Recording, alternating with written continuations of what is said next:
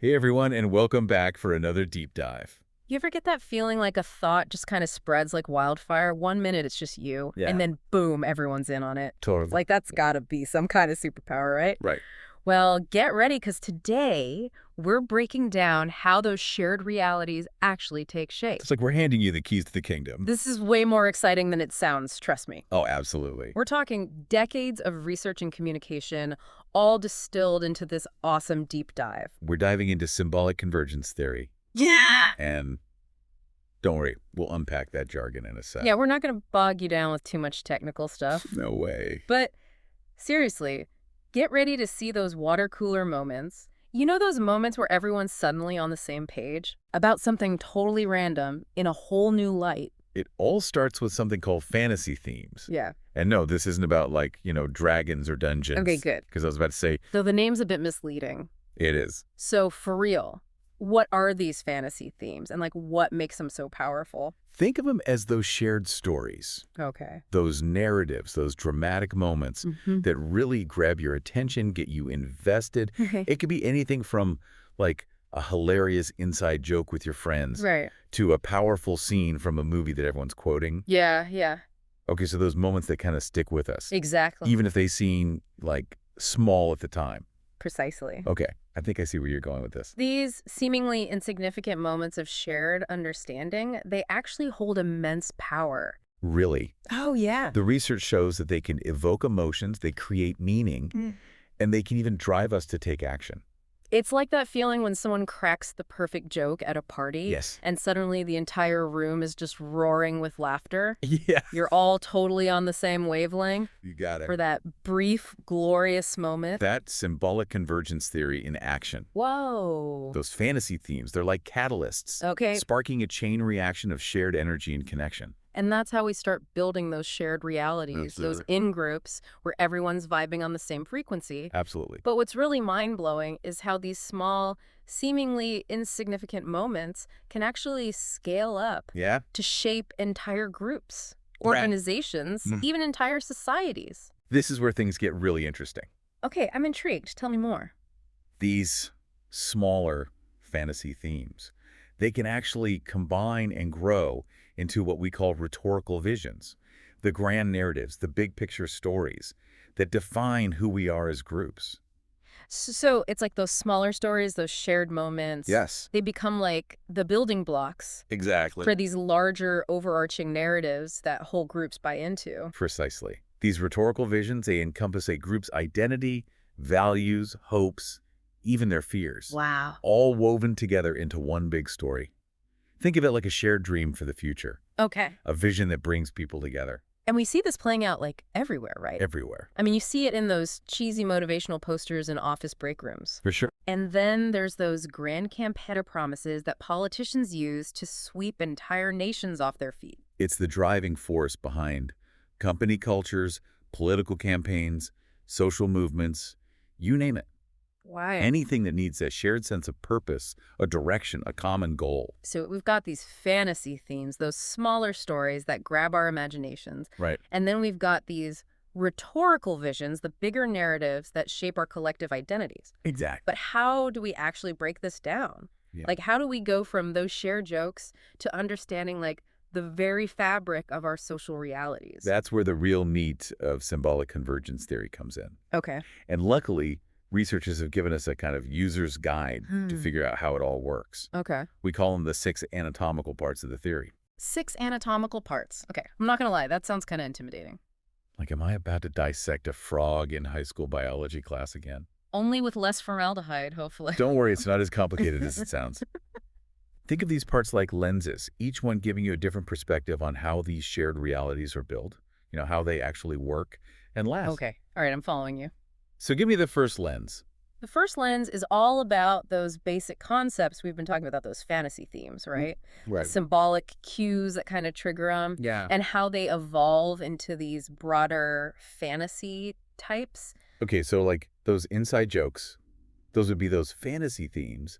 But what about those, like, recurring narratives? Yes. Those patterns that we see popping up again and again. It's Exactly. like every industry has its own good shade scandal, right? Exactly. Those are what we call fantasy types. Okay. It's almost like we're hardwired to be drawn to those familiar storylines, even if, like, the details are different each time. That's wild. So what about the next lens? What else we got to consider? The second lens is all about message structure. Mm. So this lens examines how these rhetorical visions are presented. Okay. It's about the language we use, Mm-hmm. the imagery, those emotional appeals that suck us into these shared stories. So it's not just about the story itself, but Right. like how it's told. Exactly. Like think about those brands that just have a really strong identity, you know? Yes. It's not just about like the product they're selling. It's the feeling. Yeah. It's the whole lifestyle they're selling. Exactly, exactly. Take, for example, a company like Patagonia, right? Hey.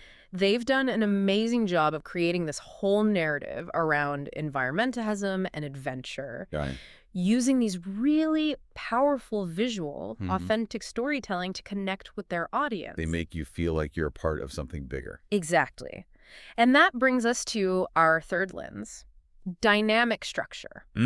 This is all about tension, conflict, those competing narratives that exist within a shared reality. Okay. Because, I mean, let's be real, even when we all think we're on the same page, Right. there are always going to be different perspectives, different interpretations, Sure, that like kind of those thing. online fan communities, Yeah, right? exactly. And on the surface, they seem totally unified, Yeah. but then they'll have these huge blow-ups, these heated debates about, like, the smallest details. Absolutely. Those little tensions and disagreements, those are actually a good thing. Really? They're actually a sign of a healthy shared reality. Okay. It means people are engaged, they're invested, they're actively shaping the narrative. So disagreement doesn't mean the shared reality is falling apart. Nope. It might actually be making it stronger.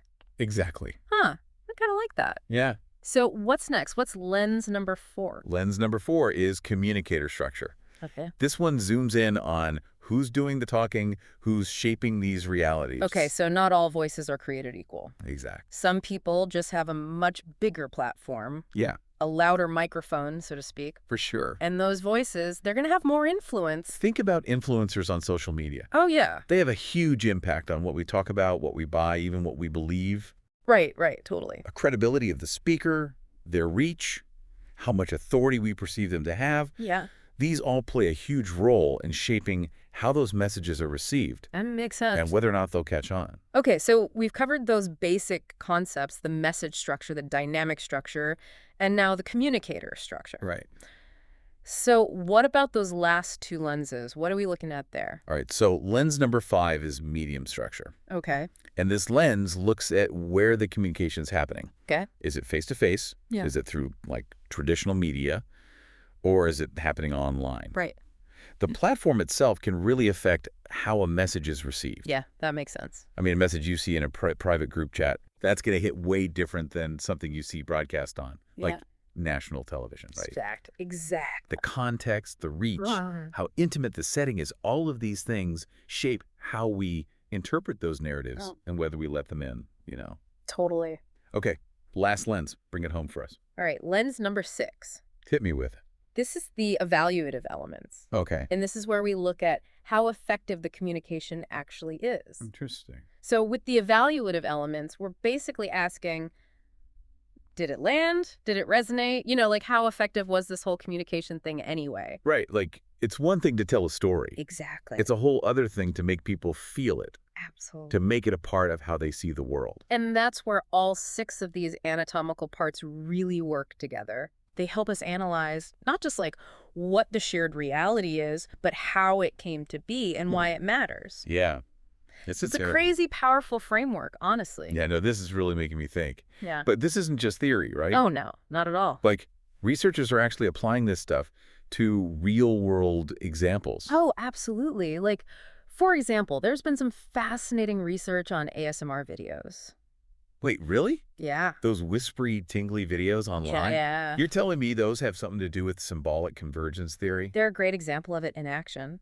Okay, now you got to tell me more. I'm hooked. Okay, so researchers have found that those ASMR creators, they often just kind of do it naturally, but they're actually crafting these super intimate, super specific, shared realities for their viewers. Like, all those sounds, the gentle movements, they become those symbolic cues we talked about. Okay. The ones that trigger that feeling of relaxation, focus, comfort. So they're creating these, like, virtual escapes. Exactly. These little worlds people can just kind of sink into. Precisely. And it's all thanks to those tiny details. Yeah, it's amazing. Those shared sensory experiences. And it shows us that these shared realities can totally exist in the digital world too, you know? Totally. It's not just an in-person thing. Okay, that's super interesting. And it gets even cooler Oh, there's more. when we start looking at SCT across cultures. Because you would think, right, Yeah. that something as, like, personal and nuanced as a shared reality, Totally. that would be different everywhere you go. We think it'd be super culturally specific, but it turns out it's not always the case. Really? The research shows that, yeah, the stories and symbols might change, Okay. but those core mechanics of symbolic convergence theory, they seem to hold true across different cultures. So no matter where you go, people are connecting through shared narratives. We crave that connection, you know? It's fascinating. That feeling of being a part of something bigger than ourselves. That's wild. And what's amazing about SCT is that it gives us the tools to actually understand how those connections are made, you know? Yeah. How those shared realities come to be. This has been seriously eye-opening. Yeah. As we wrap up here, what's the biggest thing you want our listeners to take away from all of this? I think the most important thing is realizing we're not just along for the ride when it comes to shared realities. Yeah. We're not just passively absorbing them, we're actively creating them. I like that. Every time we tell a story, repeat an inside joke, Mm-hmm. even when we just nod along in agreement, we're helping build those shared worlds. We're all world builders. In a way, yeah. I love that. And the more we understand how this all works, the more we can be intentional about the stories we tell, Yeah. the narratives that we get behind, and ultimately the kinds of realities we want to see in the world. It's empowering. Is. So next time you find yourself caught up in those moments, those waves of excitement, Right. or like collective grief, or even just a conversation that leaves you feeling really connected. Absolutely. Remember, you're not just observing symbolic convergence theory. You're living it. You're a part of it. You're a part of something bigger, something way more amazing than you might realize. Wow, that's a great place to end it. Thanks for joining us for this deep dive into symbolic convergence theory. It's been a pleasure. We'll catch you all next time when we explore another fascinating topic. Can't wait. Until then, keep those brains buzzing.